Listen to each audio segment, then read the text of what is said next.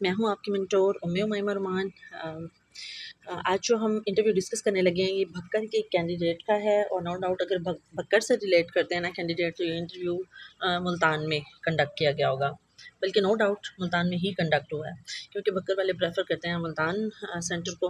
अच्छा, इसके बाद देख लेते हैं जो कैंडिडेट थे वो इमाद हुसैन हैं और सबसे पहले हार्टिएस्ट प्रेयर उनके लिए कि अल्लाह ताला उनको लेक्चर एजुकेशन सेलेक्ट कराए।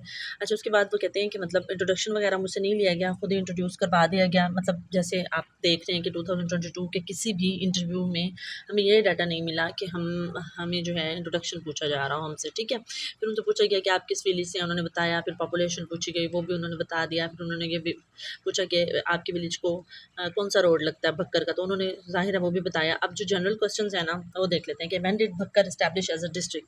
भक्कर जो है वो एस्टैब्लिश हुआ एज अ डिस्ट्रिक्ट इन 1982 में, ठीक है। उसके बाद नेक्स्ट क्वेश्चन उनसे चेयरमैन ने किया, from which district it is draw out, मतलब इससे पहले ये किस डिस्ट्रिक्ट का हिस्सा था, तो ये मियांवाली डिस्ट्रिक्ट का हिस्सा था, ठीक हो गया। फिर उन्होंने जब आंसर दिया होगा तो चेयरमैन साहब ने पूछा कि मियांवाली जो है वो भक्कर की कौन सी साइड पे है, तो भक्कर जो है ना मियांवाली जो है वो भक्कर की नॉर्दर्न साइड पे बनता है, सॉरी।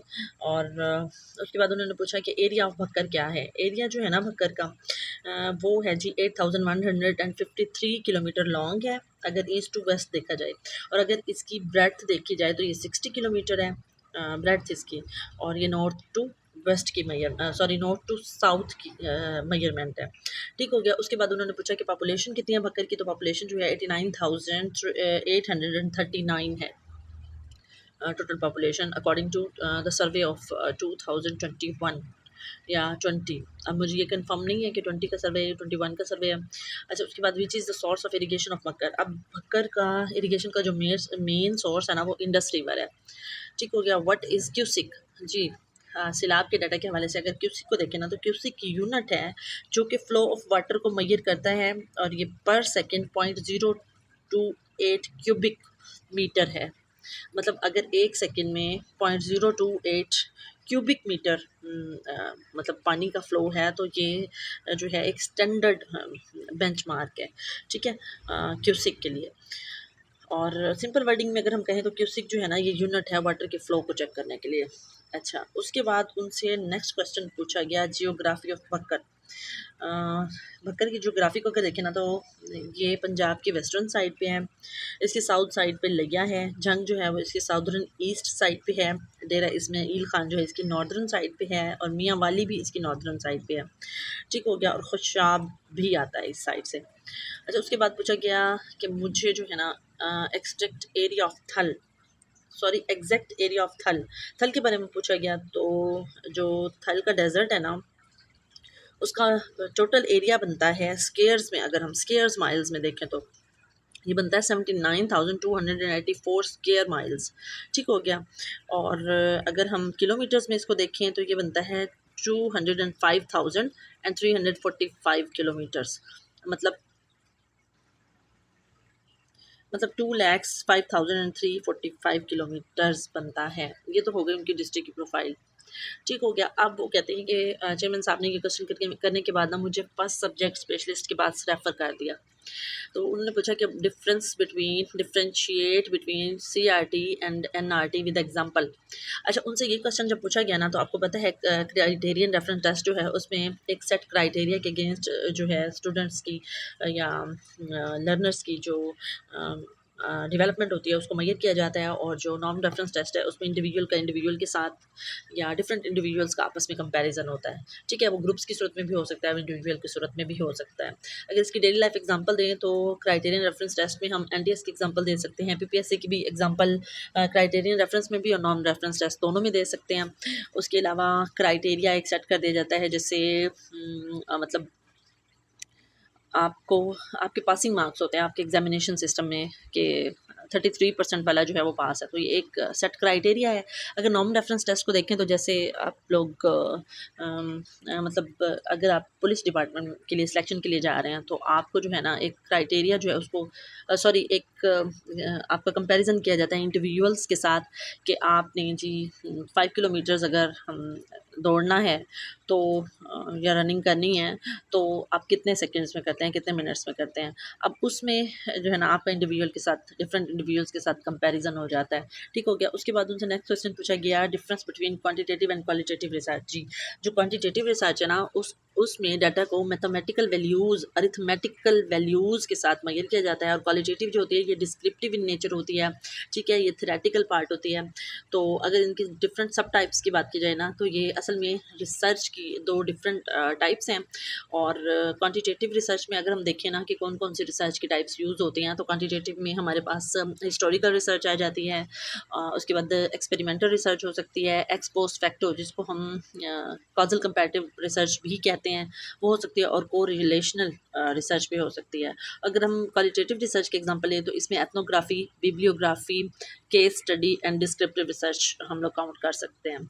अच्छा, मेरे ख्याल में उन्होंने ये डिफरेंट टाइप्स बताई होंगी, तो उनसे ये पूछा गया कि व्हाट इज़ एथनोग्राफी। एथनोग्राफी जो है ना वो असल में एक सोसाइटी, एक कल्चर की जो आपस में नॉर्म्स होती हैं, उनकी वैल्यूज़ होती हैं, उसकी स्टडी का नाम है। मतलब एक सोसाइटी के जो लोग हैं उनका आपस में क्या रिलेशनशिप है, इस चीज़ को हम कहते हैं एथनोग्राफी, ठीक है। असल में ये इसलिए कंडक्ट की जाती है कि हम किसी भी सोसाइटी के लाइफ़स्टाइल्स को, लिविंग स्टाइल्स को, उनकी हैबिट्स को, उनके कल्चर्स को, उनके कस्टम्स को, उनकी डिफरेंट जो डिफरेंसेस हैं, इंडिविजुअल डिफरेंसेस हैं और सिमिलैरिटीज़ हैं, उनको हम स्टडी कर सकें। उसके बाद उनसे नेक्स्ट क्वेश्चन जो है वो फिर उनको सेकंड मेंबर के पास रेफ़र कर दिया गया जो कि एसएस थे, एसएस एजुकेशन होंगे। तो उन्होंने पूछा कि डिड यू हैव एमफिल, उन्होंने पूछा कि आपने एमफिल किया हुआ है, तो ज़ाहिर है अगर उन्होंने किया होगा तो उन्होंने येस कह दिया होगा, अगर नहीं किया होगा तो नो कह दिया होगा। तो उन्होंने कहा कि differentiate between test measurement and evaluation. जी ज़बरदस्त। टेस्ट जो है वो नैरो इन स्कोप होता है। Test is a tool to measure the development of a student, ठीक है। ये टूल होता है कि आप स्टूडेंट की जो डेवलपमेंट होती है उसको मेजर करते हैं टेस्ट में, ठीक है। और मतलब आप ये भी कह सकते हैं कि test is a tool to check the performance of an individual, और ये नैरो इन स्कोप होता है, ठीक हो गया। और मेजरमेंट जो है ये न्यूमेरिकल रिप्रेजेंटेशन है किसी भी स्टूडेंट की परफॉर्मेंस की, ठीक है। और जो एवल्यूएशन है ये ओवरऑल या फाइनल प्रोडक्ट है किसी भी स्टूडेंट की परफॉर्मेंस की, ठीक है। और ओवरऑल जो डेवलपमेंट होती है स्टूडेंट की, ओवरऑल परफॉर्मेंस जो होती है वो चेक की जाती है, उसको वैल्यूएट किया जाता है, वर्थ एंड वैल्यू उसकी चेक की जाती है। उसके बाद कहते हैं मुझसे नेक्स्ट क्वेश्चन उन्होंने किया कि services of sir Syed Ahmad Khan. जी, सर सैयद अहमद खान साहब की तो बहुत सारी मतलब खदमात हैं हमारे लिए।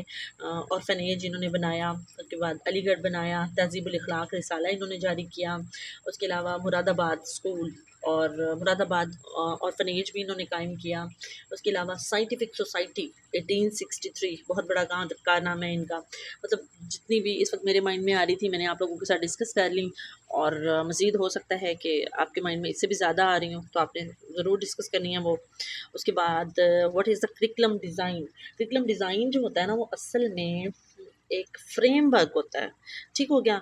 मतलब एक फ्रेमवर्क होता है या सेट ऑफ रूल्स होते हैं जिनको फॉलो करते हुए हमने करिकुलम को डिज़ाइन करना होता है, करिकुलम को बनाना होता है, ठीक हो गया। मतलब हमने ऑब्जेक्टिव्स किस तरह से ड्राइव करने हैं, इसके अलग से इसका एक फ्रेमवर्क होगा। उसके अलावा हमने मेथोडोलॉजीज़ किस किस तरह से सिलेक्ट करनी है, हमने कंटेंट किस तरह से सिलेक्ट करना है। मतलब ये सारी चीज़ें जो है ना इनके रूल्स एंड रेगुलेशंस प्रोवाइड की जाती हैं करिकुलम डिज़ाइन में। एलिमेंट्स ऑफ करिकुलम जो है आपको पता है अकॉर्डिंग टू मीट 4 एलिमेंट्स हैं, जिसमें ऑब्जेक्टिव, कंटेंट, मेथोडोलॉजीज़ एंड एवैल्यूएशन, ठीक है। और वो एंड में कह रहे हैं कि मीडियम वाज इंग्लिश कम्प्लीटली, मतलब उनसे ये सब कुछ इंग्लिश में पूछा गया तो उन्होंने आंसर भी इंग्लिश में ही किए। होपफुली आपको ये वीडियो पसंद आया होगा। अगर पसंद आया तो वीडियो को लाइक कीजिएगा, शेयर कीजिएगा, मेरे चैनल को ज़रूर सब्सक्राइब कीजिएगा। असल में इतना बिज़ी शेड्यूल है ना मेरा कि मतलब मुझे आंसर भी नहीं करने आ रहे ठीक तरह से ना, वरना कभी भी इतनी चीप वीडियोस मेरी नहीं होती। एक थॉरो रिसर्च वर्क होता है मेरी वीडियोस में, लेकिन इस वक्त आप समझ सकते हैं कि मेरी क्या कंडीशन हो सकती है। मतलब बिल्कुल भी टाइम नहीं है सेशन में बिज़ी होना, फिर इतने सारे स्टूडेंट्स के साथ डील करना, it's really a tough job. और मैंने बहुत मुश्किल से आप लोगों के लिए वीडियो बनाने के लिए टाइम निकाला है। फिर मिलते हैं नेक्स्ट वीडियो में, टिल देन अल्लाह हाफिज़।